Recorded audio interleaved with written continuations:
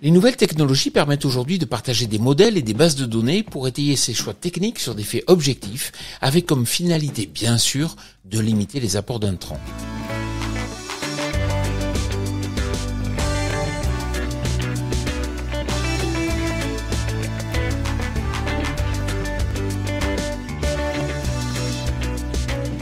Cette semaine, je vous amène à la rencontre d'un céréalier de l'Oise qui possède un atelier d'élevage de bovins.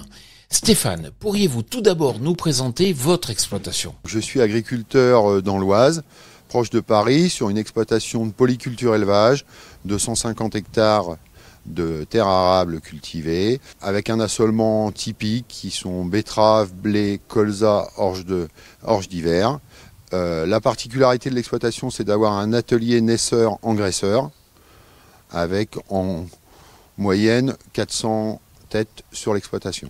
Comment pilotez-vous vos interventions culturales ? Alors sur l'exploitation, on utilise des outils d'aide à la décision depuis 4 campagnes. On a commencé avec l'aide de notre coopérative Val-France. Alors Xarvio nous a été proposé par notre coopérative Val-France pour des raisons assez simples. C'est qu'il y a une interactivité entre leurs stations météo pour avoir les données plus fiables au plus près, et ainsi qu'une interactivité avec l'outil de traçabilité SMAC qu'on utilise, ce qui permet une traçabilité totale, une remontée des informations et une meilleure prédiction des interventions à réaliser. Avez-vous déjà testé la modulation de dose ? Alors depuis plusieurs années, nous sommes engagés dans une démarche agroécologique en diminuant les doses avec des partenariats Agriconfiance, des partenariats avec notre coopérative agricole. Alors on a mis en place cette année un essai effectivement de VRA, de modulation de dose, sur une parcelle. Nos premières conclusions, elles sont un peu tempérées. C'est la première année, je pense qu'on manque un petit peu de recul.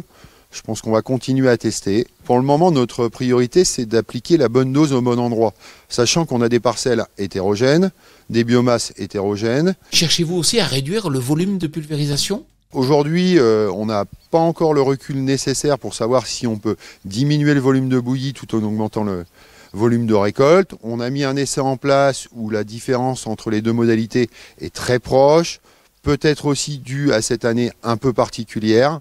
Je pense qu'il faut qu'on continue à creuser, à chercher. Merci Stéphane. Quant à moi, je vous retrouve la semaine prochaine sur TV Agri pour un nouveau regard porté sur l'agroécologie. Bonne semaine à tous.